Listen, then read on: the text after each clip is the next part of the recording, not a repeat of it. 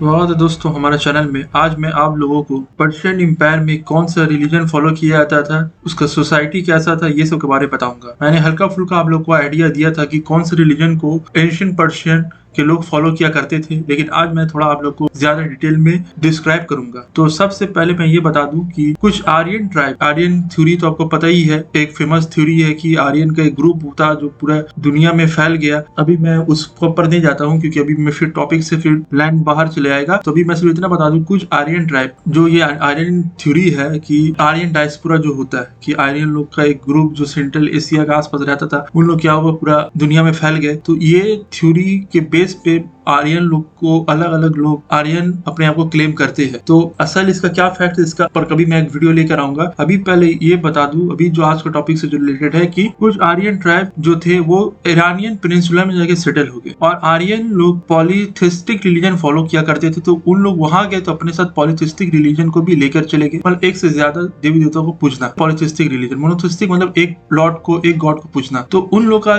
जो ईरान में जाकर बस गए, ईरानियन प्लेट्यू में, तो उन लोगों का जो मेन सुप्रीम गॉड थे उसका नाम था अहूरा माज़दा, जिसे लॉर्ड ऑफ विजडम भी कहा जाता था। उसके अलावा बहुत छोटे छोटे देवी देवता को उन लोग पूजते थे, उन लोग को बहुत सारा स्पिरिट को भी उन लोग पूजा करते थे उन लोग का। और अहूरा माज़दा जो मैंने बताया कि इन लोग का सबसे सुप्रीम गॉड थे, और उसके अलावा भी बहुत छोटे मोटे गॉड को उन लोग पूजते थे। उसमें से कुछ पॉपुलर है मिथ्रा, जिसे गॉड ऑफ कन्वीनियंट और राइजिंग सन भी कहा जाता है। फिर अनाहिता, जिसे goddess of fertility, health, water, wisdom और गॉड ऑफ फायर भी कहा जाता है। और हवार खसाता, जिसे सन गॉड भी कहा जाता है। ये जैसे गॉड ऑफ फायर, ये अनिता फीमेल है, और ये जो हवार खस्ता जो सन गॉड है, सन ऑफ द फुल सन, जिसे सन देवता कहा था, कि हिंदू धर्म में होता है ना सूर्य देव, उसी तरीका से हवार खसाता जो है ये उन लोग का सन गॉड था एंशिएंट पर्शियन एम्पायर में। और ये जितना भी मैंने अभी सब देवी देवता या गॉड्स के बारे में बताया, ये सब गॉड्स को उन लोग मानते थे। इन लोग मतलब कि देखिए, एंशिएंट पर्शियन सिविलाइजेशन के दौर में उन लोग मानते थे कि स्पिरिट है, एक गुड स्पिरिट और एक इविल स्पिरिट। ये गॉड जो है ये गुड स्पिरिट है, और इविल स्पिरिट जो है वो बहुत सारे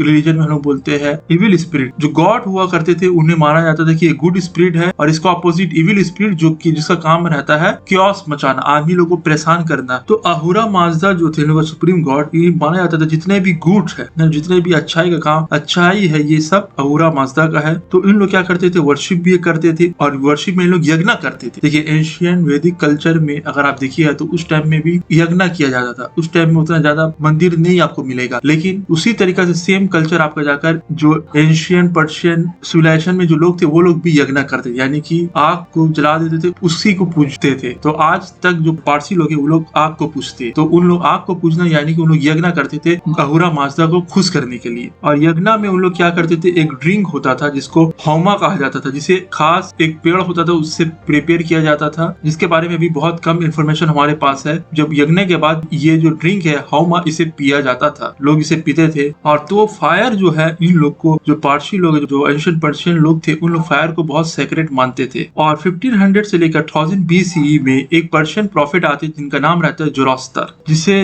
जराथुस्त्रा भी कहा जाता था, जराथुस्त्रा। ये जब आए तो मैंने बताया कि जोरास्ट्रिज्म रिलीजन जो था ये ऑफिशियल रिलीजन था, यानी कि मेन रिलीजन था आपका जाकर एंशिएंट पर्शियन सिविलाइजेशन का। लेकिन उससे पहले क्या रिलीजन था मैंने बता दिया, अहूरा माज़दा जो लोग सुप्रीम गॉड थे यज्ञ किया करते थे, पॉलीथिस्टिक रिलीजन फॉलो करते थे। तो 1500 से लेकर 1000 BCE में एक पर्शियन प्रॉफिट आया जिनका नाम था जोरास्टर। वो क्लेम करते हैं कि उन्हें अहूरा माज़दा की तरफ से एक रिवोल्यूशन हुआ है, गॉड की तरफ से उन्हें इनलाइटमेंट मिला है। जो अहूरा माज़दा है वो उनको बोले कि एक नया धर्म का स्थापना करने और प्रीच करने के नया धर्म का, जिसे जोरास्टर ने नाम दिया जोरास्ट्रियनिज्म। और ये जो जोरास्ट्रियनिज्म था ये मोनोथिस्टिक रिलीजन था, यानी कि एक गॉड को पूजने वाला धर्म था। और जोरास्टर ने ऐसा नहीं है कि पूरा तरीके से नकार दिया, जोरास्टर ने बोला जो अहूरा माज़दा है वही सुप्रीम गॉड है और सिर्फ वही एक गॉड है, अहूरा माज़दा, हमको उन्हें ही पूजना चाहिए, उसके अलावा किसी को नहीं। तो जोरास्टर ने क्या बोला कि एक सुप्रीम गॉड अहूरा माज़दा है, उसे ही हमें पूजना चाहिए, इसके अलावा जो हमने छोटे मोटे जो देवी देवता बना लिए उन्हें पूजना हमें नहीं चाहिए। और जो एंशिएंट पर्शियन सिविलाइजेशन था उस दौर में इंसान किस डिटी को चुनता है उससे पता चलता था कि उसका जिंदगी कैसा होगा। एग्जाम्पल, अगर कोई चूज करता है अहूरा माज़दा को तो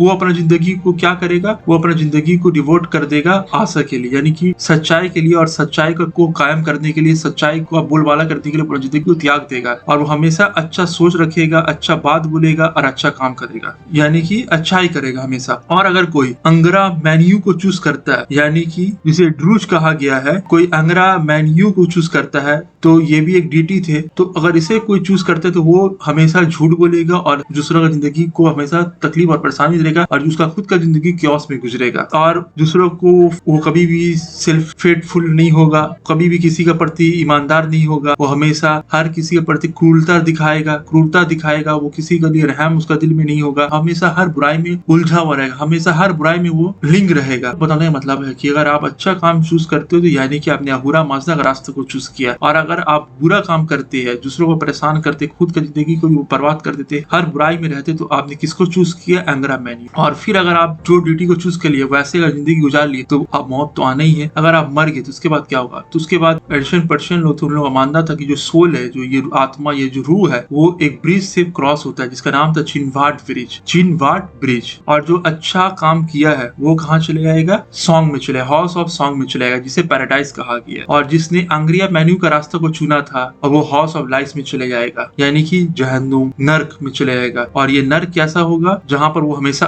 अकेला रहेगा। भले ही वहां पर और भी सोल्स यानी कि और भी रूह आपके आत्मा रहेंगे, लेकिन वो हमेशा तकलीफ में रहेगा और अकेला रहेगा। और फिर इसमें एक कंसेप्ट दिया गया है कि हमेशा जब भी धर्म के ऊपर बात आएगा और जब भी धर्म में और लोग बुराई की तरफ जाएंगे तो एक मसीह हमेशा आएगा, जिसे उन लोगों ने नाम दिया था शोशियान, यानी कि वो जो हर इंसानों के लिए बेनिफिट लेकर आता है, वन हु ब्रिंग्स बेनिफिट, उसे कहा गया शोशियान। और हर धर्म के तरह इसमें भी बताया गया है कि एक कंसेप्ट बताया गया कि आज न कल ये दुनिया खत्म हो जाएगा, और दुनिया खत्म होने को उन लोगों ने नाम दिया फ्राशोक्रेती। जब फ्राशोक्रेती हो जाएगा, यानी पूरा दुनिया जब खत्म हो जाएगा, तब क्या होगा? तो सब कोई फिर से एक जगह रीयूनाइट हो जाएंगे। कहाँ पर? अहूरा माजदा का पैराडाइज में। वो लोग भी जो बुरा काम किए, जो शैतान का साथ दिए, वो लोग भी पैराडाइज में इकट्ठा हो जाएंगे। तो जो जोरास्टर थे, उन लोग रिचुअल क्या करते थे? इन लोग यज्ञ किया करते थे, ये लोग सिर्फ और यज्ञ करते थे, और ये लोग मानते थे जो फायर है यही डिवाइन शक्ति है, और अहूरा माजदा को उन लोग इसी से याद करते। इसका पहले भी लोग पूजा करते थे आग का, लेकिन आग के अलावा भी आप लोग बहुत सारा देवी देवता को उन लोग पूछते थे अलग अलग फॉर्म पे। लेकिन जब जोरास्टर ने आया आके बोला कि नहीं, आपको एक ही तरीके से फॉर्म यज्ञ करना है, आग का पूजा करना है, और आग के पूजा के थ्रू हम लोग जो अहूरा माजदा उसे सेटिस्फाई कर सकते हैं और हम लोग पैराडाइज जा सकते हैं। देखिए, स्कॉलर लोग का, हिस्टोरियन लोग का और स्कॉलर लोग का बहुत सारा डिबेट है कि जोरास्ट्रियनिज्म जो है उसका आखिर जो प्रैक्टिस करते थे उन लोग का क्या नेचर है। और बहुत कोई स्कॉलर ये मानते हैं कि इन लोग पॉलिथिस्टिक थे, और कुछ लोग मानते हैं जो जोरास्टर लोग जो थे इन लोग मोनोथिस्टिक, यानी कि एक गॉड को पूजते थे। तो स्कॉलर लोग का बीच में अलग अलग डिबेट है कि क्या उन लोग मोनोथिस्टिक थे या पॉलिथिस्टिक थे। देखिए, अगर अवेस्ता पढ़ेंगे, जो आपका जाकर एक सेक्रेड स्क्रिप्चर है जोरास्ट्रियन लोग का, और आप इसे पढ़ते हैं तो इसमें स्ट्रांगली सपोर्ट करता है मोनोथिस्टिक रिलीजन को। लेकिन माना जाता है कि बाद में ये जो मोनोथिस्टिक रिलीजन है उसमें एग्जैजरेट कर दिया गया, उसमें मिक्स मिलावट कर दिया गया, और बाद में ये मिक्स मिलावट वाला मूवमेंट को कहा गया जोरवानिज्म, जो आपका जाकर ससानियन एम्पायर का टाइम में उभरा। ससानियन एम्पायर का स्थापना होता है 224 से लेकर 615 कॉमन एरा में। बोला जाता है कि शुरुआती दौर में जो जोरास्ट्रियनिज्म धर्म था वो तो मोनोथिस्टिक रिलीजन था, यानी कि एक गॉड को पूजता था। लेकिन बाद में जब मिक्स मिलावट होने लगा, जो नया नया राजा लोग आए और वो लोग अपना कोई मिर्च मसाला समझ लगा दिए, वो धर्म बन गया जोरवानिज्म।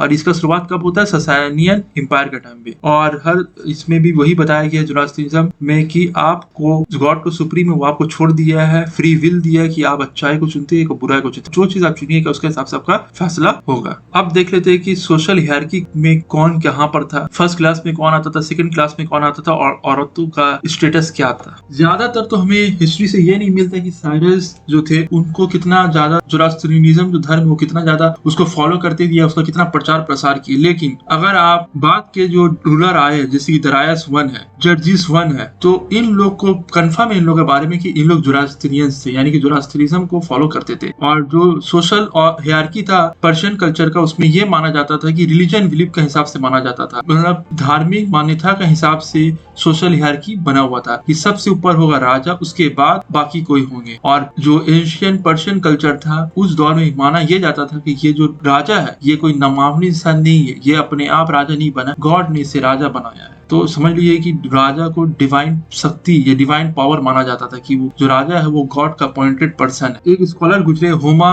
कातुजियान, वो एक्सप्लेन करते ये बताते हैं कि जो राजा वो नहीं रहा, जरूरी नहीं कि उसका बदली उसका बेटा वो राजा बनेगा। फंडामेंटल लेजिटिमेसी क्या है कि ऐसा नहीं है कि आप रूलिंग डायनेस्टी से बिलोंग करते हैं आप तभी राजा बनिएगा। आपका बैकग्राउंड क्या, आपका डायनेस्टी क्या, वो मैटर नहीं करता। मैटर करता है कि आपको गॉड ने अपॉइंट किया है कि नहीं अपॉइंट किया। राजा वही बने जिसे गॉड ने डायरेक्टली अपॉइंट किया हो, गॉड का डायरेक्ट ग्रेस हो, जिसे गॉड ने चूज किया हो। और ऐसे ही किसे कहा गया फर्रा कहा गया मिडिल पर्शियन में, और फार कहा गया न्यू पर्शियन में। तो जो पर्शियन किंग होते थे ये नहीं माना था कि उन्होंने लेजिटिमेसी, ये नहीं होता कि राजा का बेटा ही राजा बनेगा। ये मानना था कि ये जो भी राजा बनता है ये गॉड की तरफ से, ये डिवाइन ग्रेस है, जिसे फार कहा गया है न्यू पर्शियन एम्पायर का टाइम में, और मिडिवल टाइम में कहा गया फर्रा। और उस दौर में जो किंग हुआ करते थे उनका टाइटल होता था शाह। आज भी बहुत सारा लोगों का टाइटल शाह होता है। और शाह पहलवी नाम सुनेंगी, ईरान का जब शुरुआती दौर में इस्लामिक रेवोल्यूशन आने से पहले उस टाइम उसका वहाँ का प्रेसिडेंट वही था। तो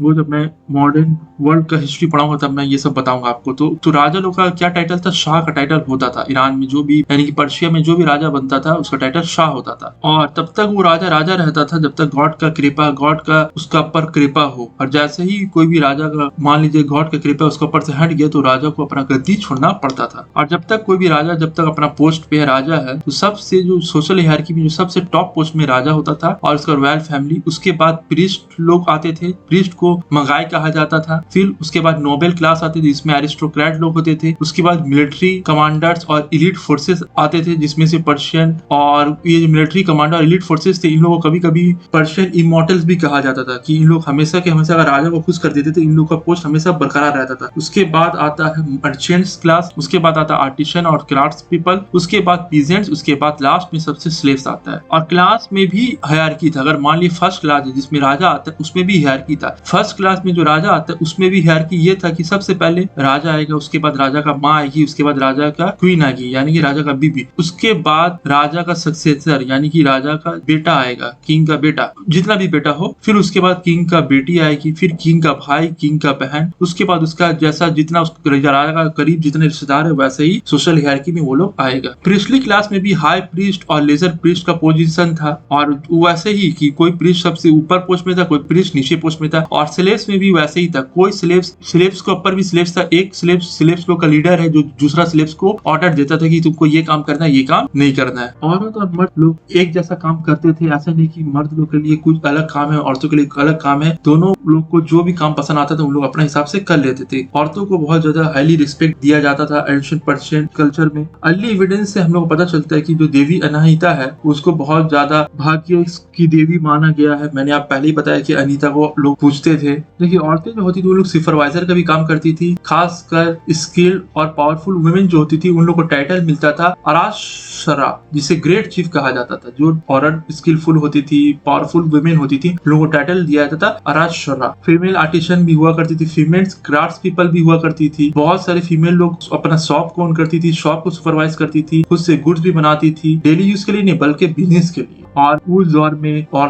मर्द, मेल और फीमेल दोनों को एक काम के लिए सेम सैलरी मिलता था। ऐसा नहीं कि मेल को ज्यादा सैलरी मिलेगा और फीमेल को कम सैलरी मिलेगा। मेल और फीमेल अगर लोग सेम काम कर रहे हैं तो सैलरी भी सेम होगा। लेकिन एक एविडेंस हमें मिलता है कि पहले राशन मिलता था ग्रेन वाइन का औरत और मर्द को। जो भी वर्कर होते थे उन लोग को सैलरी के तौर पर, देखिए उस टाइम तो करेंसी उरेंसी उतना होता नहीं था, तो राशन मिलता था। राशन में ग्रेन मिलता था, वाइन मिलता था, औरत मर्द दोनों को जो वर्कर हुआ करते थे। और अगर जो प्रेग्नेंट वुमेन होती थी या जो जिसने अभी हाल फिलहाल बच्चा जन्म दिया है उन लोगों को ज्यादा पैसा मिलता था। और अगर कोई औरत है और उसने अगर कोई बच्चा को जन्म दिया है, लड़का है अगर वो, तो उसे और ज्यादा रिवॉर्ड मिलता था। उसको एक्स्ट्रा राशन मिलता था महीना में जितना भी राशन मिलता है, अगर वो लड़का को जन्म देती है तो उसको एक्स्ट्रा राशन मिलता था। बस यही डिफरेंस हमें देखने को मिलता है मर्द और औरत में कि लड़का और औरत बच्चा पैदा करती है तब जाकर औरत को ज्यादा राशन मिलता था मर्द के मुकाबले में। नहीं तो मर्द और औरत को दोनों को राशन बराबर मिलता था। औरत लोग उस दौर में जमीन भी ओन करती थी अपना, उन लोग जमीन को मतलब लैंड को ओन करती थी, अपना बिजनेस किया करती थी। इतना तक नहीं, औरत लोग मिलिट्री सर्विस में भी इन्वॉल्व थी। तो देख लिया यानी कि अच्छा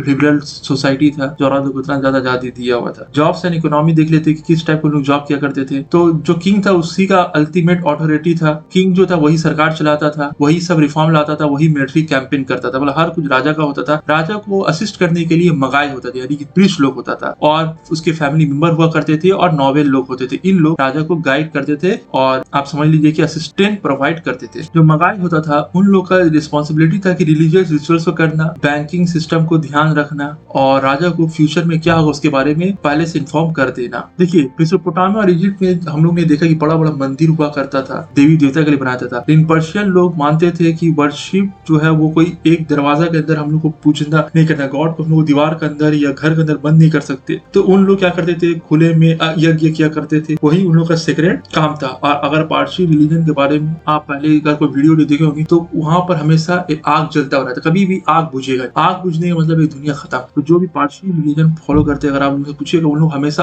उन लोग का जो मंदिर होता है उन लोग हमेशा आग जला कर रखते हैं। तो यह कंसेप्ट था। तो इसी के लिए पर्शियन इंपायर के टाइम उतना बड़ा बड़ा मंदिर हमें देखने को नहीं मिलता है, लेकिन फिर भी कुछ कुछ मंदिर अवेलेबल था ही। लेकिन एज कम्पेयर टू मेसोपोटामिया और इजिप्ट उतना बड़ा बड़ा मंदिर हमें देखने को नहीं मिलता है। और जो मगाई लोग होते थे उन लोग ब्यूरोक्रेसी भी किया करते थे। उन लोग हाई प्रीस्ट जो थे उन लोग छोटा जो प्रीस्ट लेजर प्रीस्ट को अपॉइंट किया करते थे। बैंकर्स का काम भी जो मगाई जो है यानी कि प्रीस्ट लोग ये लोग भी बैंकर का काम भी इन लोग किया करते थे। जो मगाई लोग होते थे उन लोग लोन भी दिया करते थे, इंटरेस्ट पे 20% इंटरेस्ट पे लोन भी दिया करते थे। और कभी कभी कोई इंटरेस्ट नहीं देता था, कोई इंटरेस्ट भी माफ कर देते थे, कुछ भी रीजन हो। देखिए आदमी घर, जमीन, जानवर, बिजनेस, गुलाम, ये सब को क्रेडिट में आदमी लोग खरीदता था, आदमी लोग देता भी था और लेता भी था। उन लोग का समझ लीजिए ये सब चीज उन लोग का इन्वेस्टमेंट का था। घर, जमीन, लाइफ स्टॉक आज भी होता है ना कि हम लोग होम लोन ले लेते हैं, आज कोई होम लोन ले लेता है, कोई होम को रख कर बिजनेस में लगा देता है। तो ये सब चीज उस दौर में भी होता था। और किंग का गवर्नर लोग जो थे, किंग का तो बहुत बड़ा प्रोविंस होता है, मैंने बताया था एंशिएंट पर्शियन एम्पायर कितना दूर तक फैला हुआ था। गवर्नर लोग को सत्राप्स कहा जाता था। एंशिएंट पर्शियन एम्पायर में जितना भी प्रोविंस था वो सबको कौन रूल किया करते थे, सत्राप्स लोग, मतलब राजा का रिप्रेजेंटेटिव थे ये सब प्रोविंस में। और जो भी सत्राप्स लोग थे यानी जो भी गवर्नर लोग थे, अगर वो राजा को खुश कर देते थे तो वो लोग हमेशा उस जगह का ओनर बन जाते थे। और उन लोग को मतलब ओनर बन जाते मतलब उन लोग को वो जगह दे दिया जाता था कि आप लोग वहीं रहिए, वहां से रेवेन्यू उठाइए और हम लोग को पहुंचा दीजिए। और जितना भी सत्राप लोग जो था उन लोग का पास क्या ऑथोरिटी था, उन लोग कोई भी टैक्स को लगा सकता था, टैक्स को उठा सकता था, यहाँ तक कि अपना आर्मी को भी सोल्जर भी रख सकता था, क्योंकि मिलिट्री कैंपेन करना पड़ सकता था तो उसके लिए उन लोग सोल्जर भी मेंटेन करता था, गवर्नर हुआ करता था। और बाद में जब राजा को जरूरत पड़ता था यही सोल्जर लोग को आपको जाकर गवर्नर राजा का पास भेज देता था। और बहुत जगह ये सत्राप्स लोग जो है इन लोग को मिलिट्री कमांडर के रूप में भी देखा गया। जो मिलिट्री कमांडर थे उन लोग को भी गवर्नर बना दिया गया और वो लोग मिलिट्री कमांडर से गवर्नर बनकर अच्छा अथॉरिटी और पोस्ट होल्ड किया करते। कभी कभी जो मिलिट्री गवर्नर होता था वही गवर्नर का तरह भी काम किया करता था। और जो मर्चेंट हुआ करते थे वो मेल और फीमेल दोनों हुआ करते थे। उन लोग शॉर्ट और लॉन्ग डिस्टेंस ट्रेड दोनों किया करते थे। रॉ मटेरियल के उन्हें दूर जाना पड़ता था रॉ मटेरियल लाने के लिए, उसका भी बिजनेस मर्चेंट लोग किया करते थे। और जो मर्चेंट ज्यादा सक्सेसफुल हो जाते थे, ज्यादा वेल्दी हो जाते थे, उन लोग अपने हिसाब से अपना जिंदगी को जीते थे, अपना जिंदगी को अच्छा बनाते थे, क्योंकि बिजनेस में तो पैसा है ही है। और जो आर्टिसन और क्राफ्ट्स पीपल थे इन लोग को भी एक इम्पोर्टेंट पोजीशन था उस दौर में। मर्चेंट जितना इम्पोर्टेंट था, मर्चेंट क्लास उतना ही इम्पोर्टेंट माना जाता था आर्टिसन और क्राफ्ट्स पीपल थे। इन लोग बहुत अलग अलग काम किया करते थे, स्कल्पचर का काम करते थे, घर बनाने का काम करते थे, बिल्डिंग बनाने का काम करते थे, राजा का पैलेस बनाते थे, बड़ा बड़ा जो राजा का खूबसूरत स्टैचू ये भी कौन, यही आर्टिसन लोग बनाते थे। ज्वेलरी बनाते थे, फिर हथियार बनाते थे, आर्मर बनाते थे, हॉर्स का टैग बनाते थे, आदमी लोग खाने के लिए प्लेट, जार, बोल, ये सब कौन आर्टिसन और क्राफ्ट्समैन लोग बनाया करते थे। क्राफ्ट्समैन और आर्टिसन का भी समझ लिए कि सोसाइटी में अच्छा रुतबा था। और जो आर्टिसंस होते थे उन लोग ये सब बनाने के साथ साथ उन लोग एंटरटेनर भी थे। एग्जाम्पल म्यूजिशियन, डांसर, मीम्स, चुटकुला, मजाक, जो मीम होता है ना, मीम, उस दौर में भी मीम चलता था। आज देखिए अगर जो आर्टिसन लोग है, आर्टिस्ट लोग, उन लोग का कितना पैसा है। तो उस दौर में समझ लिए कि इतना भी अमीर नहीं थे कि उस टाइम में आर्टिस्ट लोग का उतना भी कोई कदर नहीं था भले जितना भी था। लेकिन आज के दौर में सेलिब्रिटी लोग कितना हम लोग ऊंचा दिखते, लेकिन उतना भी ऊंचा का पोस्ट नहीं था। सोशल हायरार्की वो लोग बहुत नीचे में आते थे। और पीजेंट जो थे उन लोग को माना जाता है कि इकोनॉमी का बैकबोन है। आज भी बहुत सारा जो थर्ड वर्ल्ड कंट्री है वहां पर माना जाता है जो पीजेंट है वो इकोनॉमी का बैकबोन है। फार्मर में स्किल फार्मर और अनस्किल्ड लेबर लोग, तो जो पीजेंट होते हैं उन लोग ज्यादातर फार्मर होते थे और कभी कभी स्किल और अनस्किल्ड लेबर लोग भी फार्मर का काम किया करते थे। तो पीजेंट लोग को भी ऐसा नहीं है कि बहुत नीचे दर्जे से देखा जाता, भले सोशल हायरार्की वो लोग नीचे थे लेकिन उन लोग को लोग अपने से इंफीरियर नहीं समझते थे। और कुछ कुछ आपका अगर पीजेंट तो इतना अमीर थे कि उन लोग का अपना जमीन हुआ करता था। पीजेंट लोग फार्म लैंड को भी मतलब खेती बाड़ी भी करते थे, जानवर भी पालते थे जैसे कि शीप, गोट, कैटल, इन लोगों का भी काम करते थे और उन लोग कभी कभी राजा का बिल्डिंग का प्रोजेक्ट में भी कभी कभी पार्टिसिपेट किया करते थे। मैंने बताया ना पीजेंट क्लास में स्किल अनस्किल लेवल लोग भी होता था जो पीजेंट का काम किया करता था, तो कभी तो कोई किसान लोग स्किल वर्कर भी होता था। तो जब उन लोग को खेती बाड़ी मान लीजिए कि अब सीजन नहीं है तो उन लोग क्या करता राजा का जो बिल्डिंग बनाने का प्रोजेक्ट है उसमें भी पार्टिसिपेट किया करता था। तो उस दौर का जो किसान है तो उन लोग बहुत ज्यादा स्किल लेबर भी होता था, तो नॉर्मल किसान मत समझ लीजिए। और कभी कभी जो सत्राप्स लोग जो होते यानी गवर्नर लोग होते थे, जब कभी कभी इन लोग पीजेंट लोग को अगर बुलाते थे तो उन लोग पर्शियन वारफेयर में इन लोग एज अ सोल्जर भी काम करने चले जाते थे। अब सोल्जर ऐसा नहीं है कि लड़ने चले गए, सोल्जर लोगों जो हेल्पर हो जैसे कि बैगेज हैंडलर हो गया, कुक हो गया, और जो मिलिट्री लोगों को सपोर्टिव एलिमेंट में चाहिए ना कि खाना बनाने के लिए, कपड़ा धोने के लिए, हथियार देने के लिए, हथियार को मेंटेन करने के लिए बहुत सारा काम होता है युद्ध में। तो ये जो सपोर्टिव काम था इसके लिए भी पीजेंट लोग जाया करते थे। देखिए पर्शियन कल्चर में अगर हम बात करें तो स्लेव्स लोग को पैसा भी मिलता था कहीं कहीं पर। ऐसा नहीं है कि बाकी सब बहुत सारा सिविलाइजेशन, मैंने एक टॉपिक लेकर आया था जहाँ पर मैंने बताया था कि स्लेवरी का इतिहास, जहाँ पर बताया स्लेव से कितना बदसलूकी किया जाता था। तो यहाँ पर उतना भी ज्यादा बदसलूकी नहीं था, स्लेव लोग का अच्छा अधिकार था, स्लेव लोग को मारा नहीं जाता था, ना मारा जाता था, ना ही उसे उन लोग को मर्डर कर दिया जाता था। देखिए वाइकिंग्स लोग टाइम में क्या किया जाता था, वाइकिंग्स लोग अपना गुलाम लोग को मार दिया करते थे, लेकिन ऐसा नहीं था। बहुत कम डिस्क्रिमिनेशन देखने को मिलता है। यहाँ तक कि जो डरायस वन है उसने एक कानून पास कर दिया था। क्या कानून बनाया था, अगर कोई मास्टर है और अपना गुलाम को मिस ट्रीट कर रहा है, मान लीजिए कोई गुलाम है और उसका मालिक है, मालिक ने गुलाम को मारा और इंजर कर दिया, तो माना जाएगा कि वो उसने एक गुलाम को इंजर नहीं किया, उसने एक नॉर्मल फ्री आदमी को इंजर किया। और एक फ्री आदमी को इंजर करने का क्या सजा है, जो नॉर्मल कानून में मान लीजिए आप रास्ता चल रहे और कोई नॉर्मल आदमी आप किसी को मार दिए, वो सिविलियन है, आप भी सिविलियन है, जब आप उसको मार दिए तो उसके लिए सजा क्या है, मान लीजिए कि आप उसको सर फोड़ दिए तो सर फोड़ने का जो सजा वो आपको मिलेगा। तो उसी तरीके से पहले का दौर में क्या होता था, स्लेव लोग का कोई अधिकार नहीं होता था, मास्टर लोग स्लेव लोग को मार भी दे कोई बात नहीं, कोई परवाह नहीं होता था, लेकिन ऐसा नहीं है। तो डरायस वन ने क्या कानून बनाया था कि अगर मान लीजिए आप अपना गुलाम को मार रहे तो उसको वही सजा माना जाएगा,